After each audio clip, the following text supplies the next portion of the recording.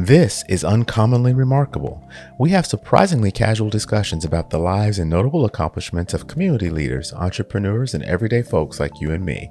Think of this podcast as an opportunity to learn something new and to pick up on an entrepreneurial tip or two through open conversation. I'm Artis Beatty. I'm a doctor of optometry and the chief medical officer for My Eye Doctor OD. Though we will inevitably touch on topics within my area of expertise, the opinions and conversations held here are separate from my work with My Eye Doctor. Welcome to the show. On today's episode of Uncommonly Remarkable, I'm joined by Sabrina Trobak. She's a counselor, educator, and author of Not Good Enough. And we explore how early experiences shape our core beliefs and how these beliefs quietly control our lives. We dive into how emotions are suppressed, how coping strategies like anger and addiction create endless cycles, and how true healing starts by understanding the story we all tell ourselves. This conversation is a powerful guide for anyone ready to break the pattern and reclaim their worth. Ladies, gentlemen, all you remarkable people, please welcome Sabrina to the show. Sabrina, welcome to the show. I'm so very excited to have you join us today. Thanks for having me. It's nice to be here. And I have been looking forward to the conversation because over the course of the last several weeks or so, I've had a lot of interesting conversations around the way people see themselves, how they picture themselves relative to other people, how they picture themselves towards their ideal. And this core belief system is something that I find extremely interesting. And it's going to be really nice to sit and talk with someone who really knows about this and understand it a little bit more. Maybe listeners get a better idea of how their core beliefs really affect not just the way they see themselves, but how they behave because of the way they see themselves. Absolutely. Yeah, it affects everything we do for sure. Well, to get started, why don't you tell us a little bit about yourself? Because you've had a varied background, and what you do today is not where you started. And so maybe talk to us a little bit about what it is you're doing right now and how you're helping people. Sure. So I was a teacher for over 20 years, mainly working as a learning assistant teacher. So working with kids with anxiety, social anxiety, attention deficit, learning disabilities, behavioral problems, organizational issues, those kind of things. But I also taught in the regular classroom, basically taught everything from kindergarten prep right up to, grade 11 sciences. So it was a great experience to learn a variety of different things. Towards the end of my teaching career, I decided to go and become a school counselor. So I started on my master's in counseling psychology, and I went to a workshop that was presented by a man named Tony Martins, and it was looking at suicide, but it was looking at suicide from the perspective of that core belief, feeling not good enough, not important, not valued. And he looked at how suicide was really a symptom of that core belief. And so if we really want to address things more long term for people who are struggling, we need to look deeper. At the end of the 3-day workshop, I just thought, this is what I got to do. So Tony put all of his contact information on the screen on the last day of the workshop and said if anyone wanted to talk to him further to let him know. So I did. And we went back and forth, and he finally agreed to teach me his model of therapy. And so I quit teaching in 2010 and started my own private practice. Really, the focus is that core belief, not good enough, not important, not valued. Within 6 months of my practice being up and running, I had a waiting list. I've had a waiting list of up to 2 years. I hate having to turn people away and say, sorry, there's nothing I can do. So I decided to write a book called Not Good Enough, Understanding Your Core Belief and Anxiety, to provide a resource for people who can't access counseling for whatever reason, waiting lists, financial issues, maybe just not ready to actually step into a counseling session, but wants to kind of learn some more. So that's how the book kind of came to fruition as well. Wow. And, it's really interesting to hear you talk about your path, because working with young children, you're working with them during some of the time that this formation of what they think about themselves or how they see themselves is happening in those formative years. And so, as you've kind of grown in your study and now looking back, do you see or remember instances where, man, I wish I would have known this then when I was working with children? Oh, probably on a daily basis. Honestly, with the students, with staff as a learning assistant teacher, I was often a resource as well for staff to come and talk to me about issues they were having with students and not sure how to help them learn. This information would have been very powerful for them as well. And honestly, for myself personally as well, to be able to understand my own core belief and how significantly it was impacting my life, my family, my career path. It's been life changing. And what kinds of things really form this core belief? Is it success versus failure? Is it interactions with others? How does this form in the beginning? The core belief is really a reflection of how all events are handled. We generally don't talk about them. We just push them away, pretend they're not there, ignore them. That feeds that core belief, not good enough, not important, not valued. So when something happens, my dog passes away, or, my best friend moves away, just, things like that happen to all of us. We're just taught, well, don't worry that, you'll get another pet, or, you'll have more friends at school. It's just brushed aside. That reinforces that not good enough, not important, not valued core belief. So it's not so much the events as it is how the events are handled that creates that core belief. Oh, I see. And so, and over a lifetime, these events are handled in a certain way. They influence the way you believe. And it's only if an event is handled differently that determines whether or not that core is going to stay. Yeah, well, the core belief is going to stay. It just depends on how it's handled will decide which core belief. So we can have that core belief good enough, important, and valued. But we can also have that core belief not good enough, not important, not valued. Nobody's core belief is 100% one or the other. We're a bit of a combination of both. But we often see people that struggle with anxiety, with depression, just don't really feel content in life. They feel like no matter what, everybody always wants more. They're always the ones that are sacrificing for everyone else. Often that core belief, not good enough, is more significant for sure. And you mentioned anxiety and depression and also addiction, right? As a piece of soothing or escaping the core belief can be a result as well, right? Right. So what we often do is we go to coping strategies, unhealthy coping strategies that distract so we don't have to deal with that core belief, but ultimately they end up reinforcing and supporting that core belief. So for example, gambling. So I go out, I, have a fun evening, don't have to think about anything, get to watch all the bells and whistles and feel the adrenaline rush and all that kind of stuff. I don't have to think about anything.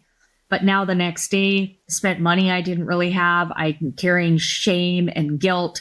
I maybe broke promises to myself or to others, ultimately reinforcing and supporting that core belief again, not good enough, not important, not valued. So we want balance. And so if my core belief is not good enough, I'm going to be drawn to people, places, experiences, my behaviors, my perceptions are all going to reinforce and support that core belief. So if something good happens, I've got to kind of sabotage it or minimize it because something good happening doesn't support that core belief. They're out of balance. So I have to do something to that to create more of that balance. Oh, wow. So when people are deciding then to come seek help and they're seeking you out, like what generally is the driving force for people to start to understand that maybe something is awry? It's not exactly the way it should be. A lot of people are struggling with an unhealthy coping strategy of some sort. So, we definitely get people who come to counseling because their relationship is struggling. They've got anxiety. They have conflict within their family or with their children. But we also see people who come in because they're drinking too much, they're smoking too much weed, they're doing too many other heavy drugs, they're gambling, they are shopping and spending way too much money. It's often these kind of symptoms. And so in our first session, that's really what we talk about is these aren't really the problem. These are the symptoms. There's something that's feeding that. And I'll often give an example of alcohol. The success rate for AA in Canada is about 3 to 5%. So the vast majority of people who go to AA don't stop drinking. Well, if it was just about alcohol, we'd have a much higher success rate. Right. It's that core belief. I can go out, get drunk, don't have to feel anything, numb everything for a while. But then the next day, I feel like garbage. I'm hungover. I said things I didn't mean. I got into a fight with my partner, whatever it might be, ultimately reinforcing and supporting that core belief. So even the 3 to 5% of AA who quit drinking, a huge majority of them go to anger or gambling. So it just switches from one unhealthy coping strategy to the other, because ultimately it needs to go back and feed that core belief. So if we're just trying to stop a behavior, but we don't understand what's feeding it, the driving force behind it, we're not going to have a lot of long-term success. So if someone is coming to counseling, what is the first thing that you do? So because a lot of people have tried counseling, or they've tried other coping mechanisms, or they've tried things to maybe undo what it is that is the symptom. How is it different when they come to counseling with you? What's the process like? We really don't focus on the symptom.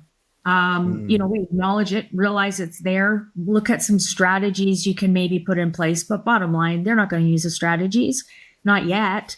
They need to understand what's going on. So we're looking much deeper at what is your core belief? How has that core belief developed over years? What's your anxiety like? Anxiety is a symptom of that core belief. And a lot of people think anxiety is about, the event. I have anxiety of being out in public. Well, if it was really about being out in public, then every single person on the face of the earth would have that anxiety. Not everyone does. Anxiety is lack of confidence, not believing in yourself you can handle something. So if I don't believe I can handle being in public, I'm going to have anxiety. If I believe I can handle being in public, I'm not going to have anxiety. So anxiety is a direct reflection of that core belief, not good enough. If I feel not good enough, I'm going to have more insecurity, more self-doubt, more anxiety. So we look at it from those kind of perspectives where we're looking at maybe what are some of those symptoms? Why are they there? Helping increase that awareness of how significant that core belief really is. Yeah, and I think that's a really big deal, is understanding what is a symptom versus what the problem is, and then being able to separate the two. And so, if I were coming to you and I'm drinking too much, and I know that drinking is a problem a problem for me, not realizing it's a symptom, maybe, and you were to tell me to stop drinking, well, that's not really addressing what the underlying problem is. And so I would have a hard time then being able to accept going through the counseling with you, right? It's like if you're not actually addressing what the underlying issue is. Right. The vast majority of my clients, I say to them, they'll say, I'm smoking weed, or I'm drinking, or I'm gambling. And I say to them, if I told you to stop, would you? And they all say, no. It's like, great. So I'm not going to tell you to stop. Let's figure out why you're doing it in the first place. Let's empower you so you have a better understanding. Then you can figure out what you need to do to challenge and change that behavior. But it has to come from within you. And that core belief is at the root of what's in you, for sure. So can you give an example of maybe maybe thinking a little bit about a core belief and how it would form based on an event and the way that event was handled, so that we can kind of maybe create an example to think about as we go through the other steps? So remember, core belief isn't necessarily from an event. It's how an event is handled. So even little things like my mom says, go and clean your room. So I go and I spend 45 minutes and I clean my room and I got my dresser all cleaned up and my bed is made and my laundry's in my laundry basket. I'm feeling really proud of myself because I've done a really good job cleaning in my room.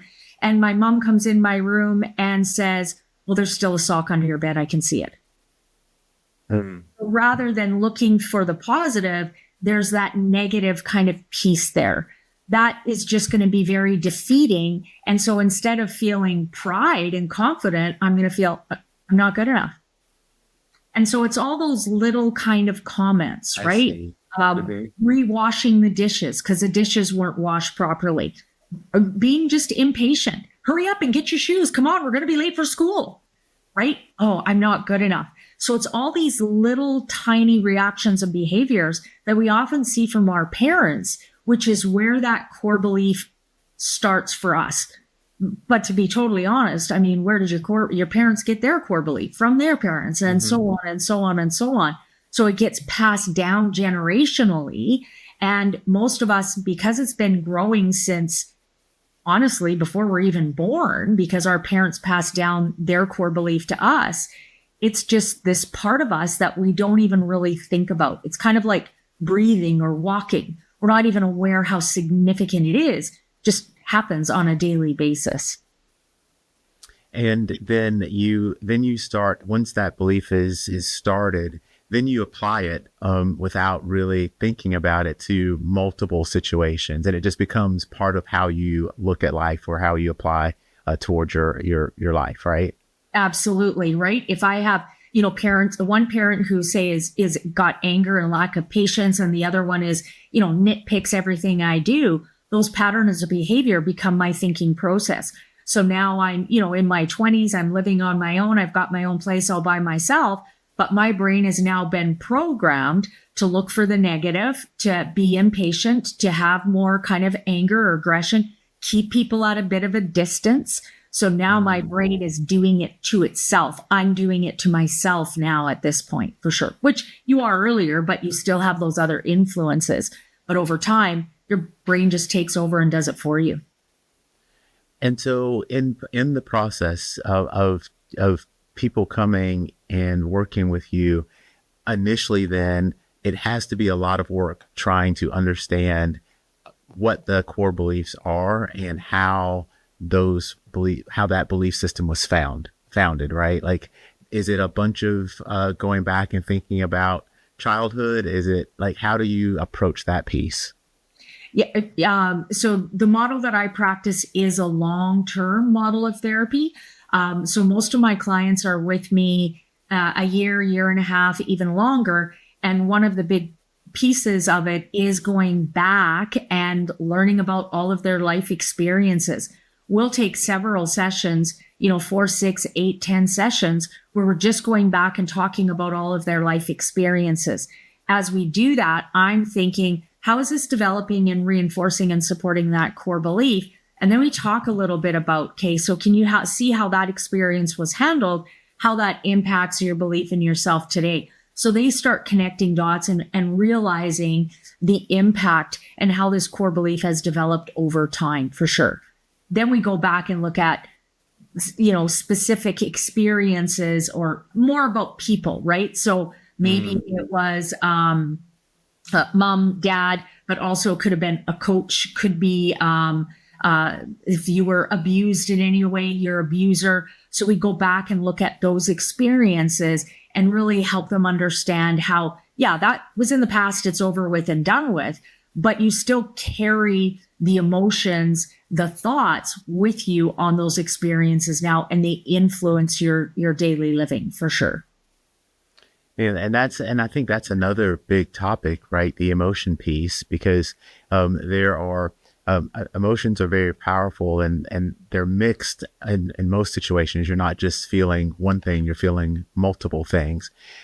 But it is fairly taboo in a lot of families to really discuss the emotional piece, and so that doesn't get handled very well. How do you start to address that with people who maybe have never even thought about the emotional piece because they weren't really allowed to? And I think that's an issue for the vast majority of people. I'm 57. We didn't talk about emotions. We didn't even know we were supposed to. We didn't even really know what emotions were, right? And so it just was the norm.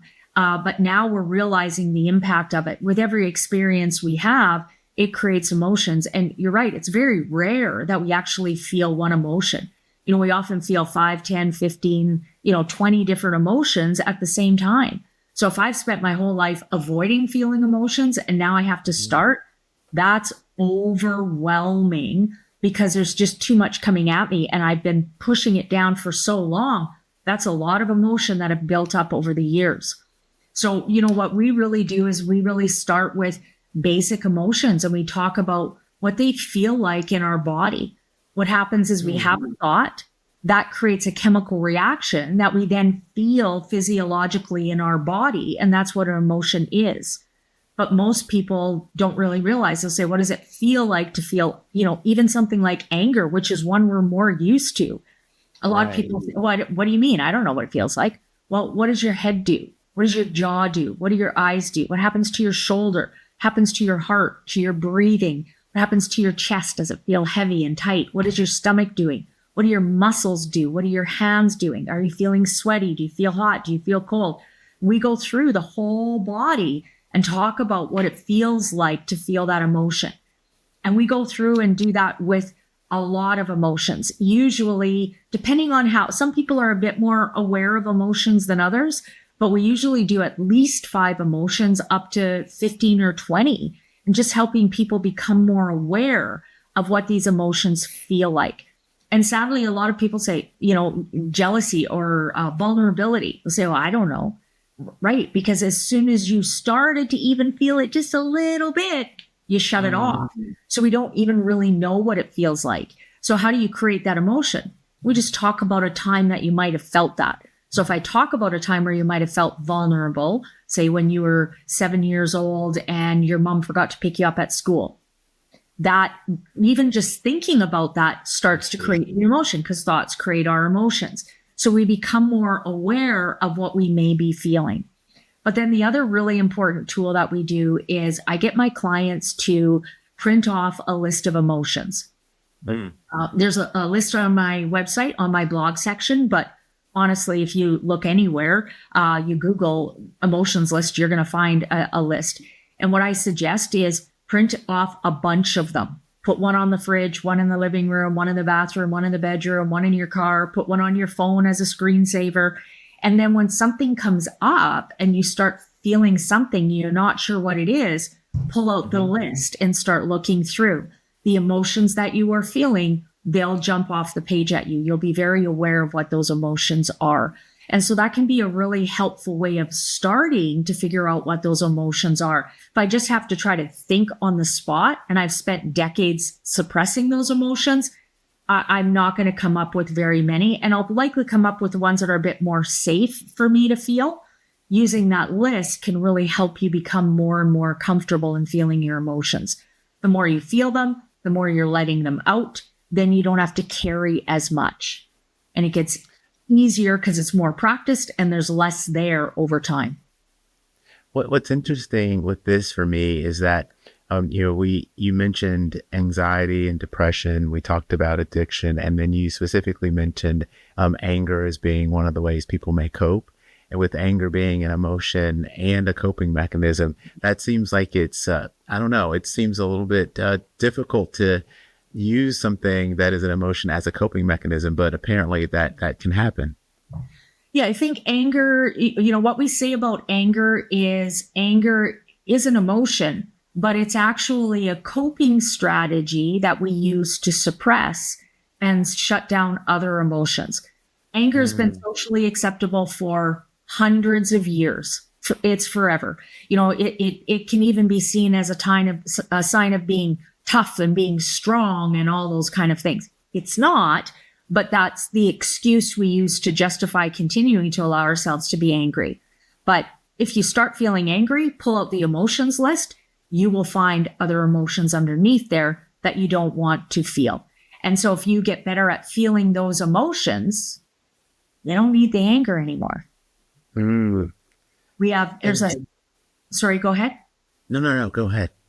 I was just going to say there's a cycle of anger that happens.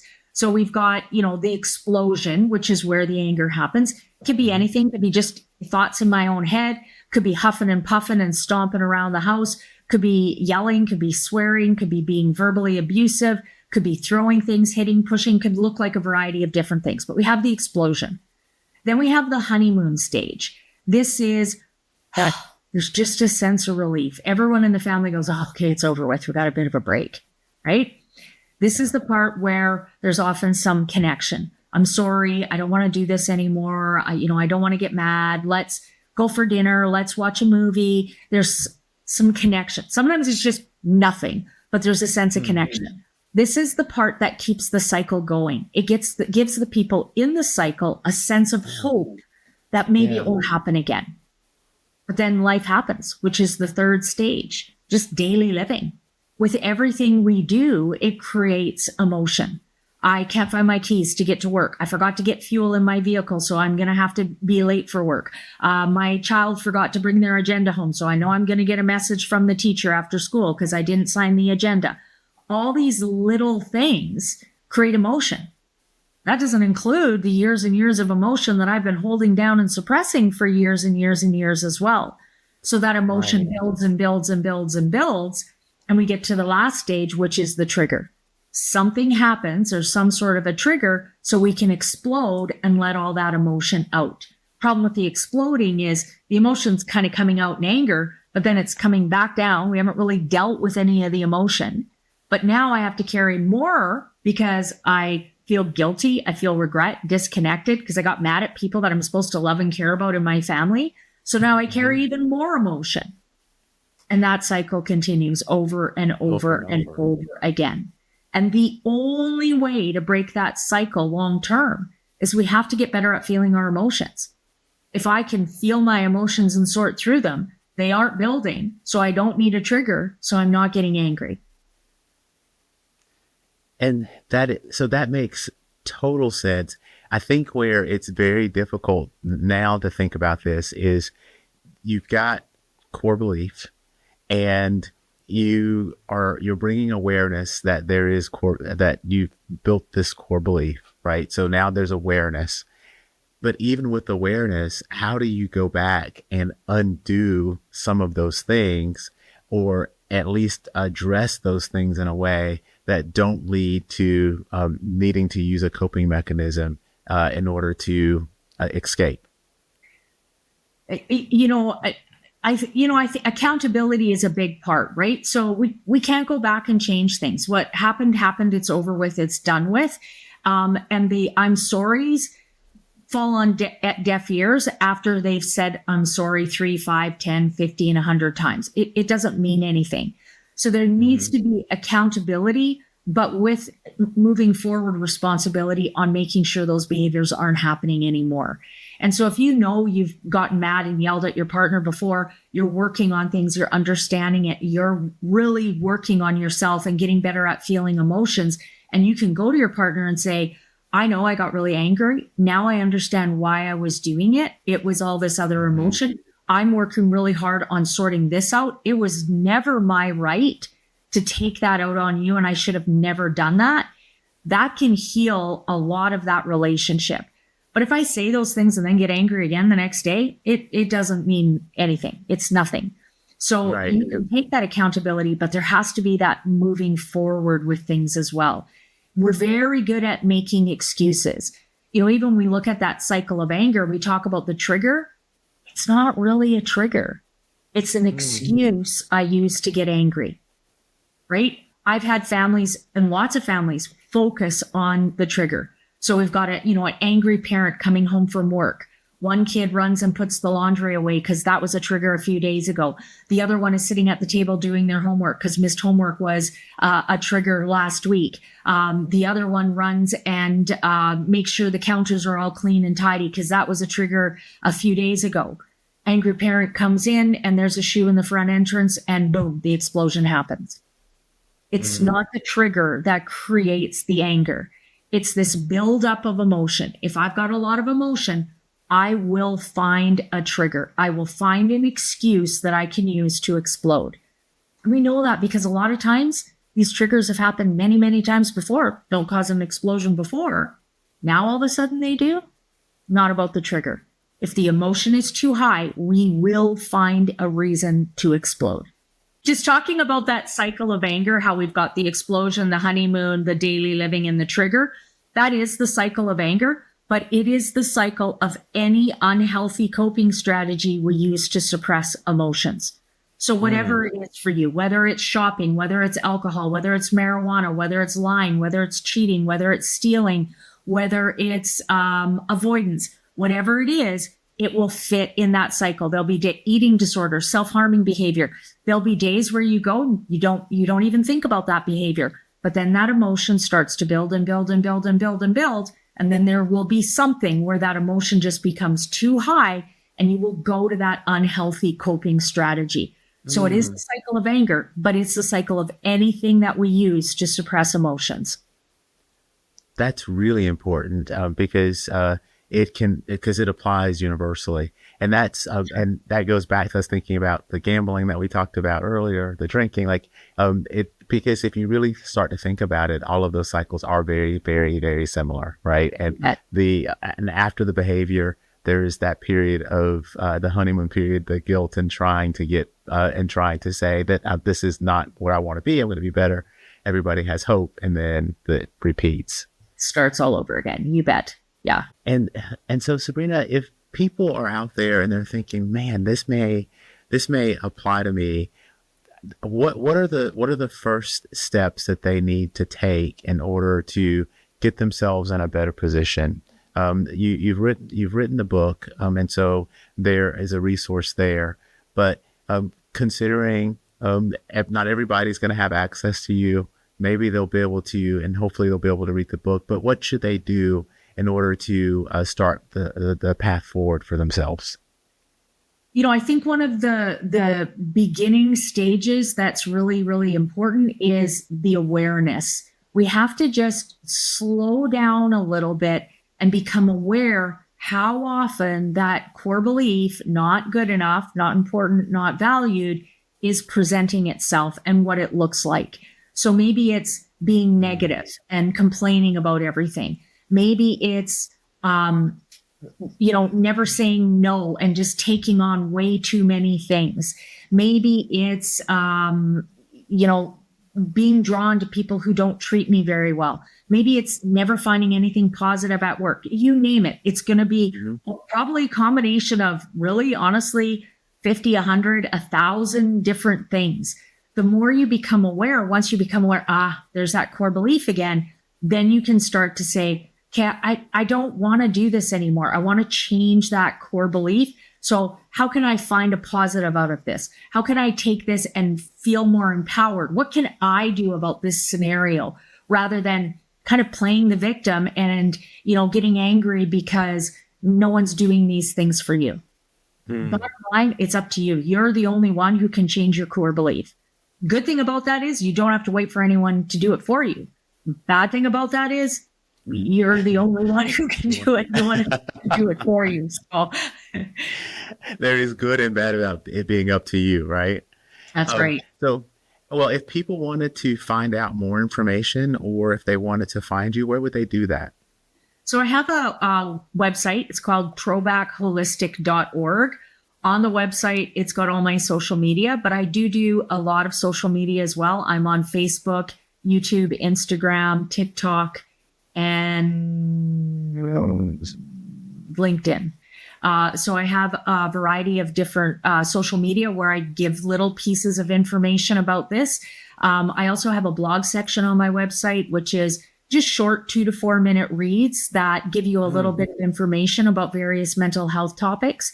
And then on my website is also a page that has the podcast interviews that I've done as well, where I'm talking about, mental health in various areas with different podcasters. And for your book, where is it available? So the book is available on Amazon. It's also available. There's a page on my website where you can access it there. But Amazon is definitely going to be the cheapest place to access the book as well. The book is a handbook, so it really helps you sort through and figure out your own core belief. So you read some examples of, how that core belief has developed in general. And then there's an activity where you're reading and figuring out, okay, so how do I apply this to my own life? So you're reading little bits at a time and then applying that information to your own personal experiences. I love it. So I am going to link all of those things in the description of the episode so that people are able to listen, watch, and read based on some of the conversation that we've had here. I think this is remarkable, and the work that you do is extremely important. So thank you for doing it, but also thank you for sharing it with us, because I think there's a lot of need to understand where some of these things come from and how we can address them, and ways for us to get better by recognizing things in ourselves. And so thank you so much for spending time with us. And I look forward to reading more, learning more, and perhaps we'll get to talk again. That would be great. Thanks for having me. It was nice chatting with you. Same. If you've made it this far, then I have to thank you for your time. I hope you've learned something new and enjoyed listening to the discussion as much as I enjoyed having it. I'd love to hear from you about the show, because we're working really hard to bring you great content, and the feedback really helps us get better. If you like what you've heard or watched, for those of you who are streaming out on YouTube, then take a split second to give us a thumbs up or a like. It really helps other people like you find the show too. And no one likes to miss out on the good stuff. So go ahead and subscribe and hit the notification bell so you don't have to wonder when or if there's a new episode. And until next time, stay remarkable.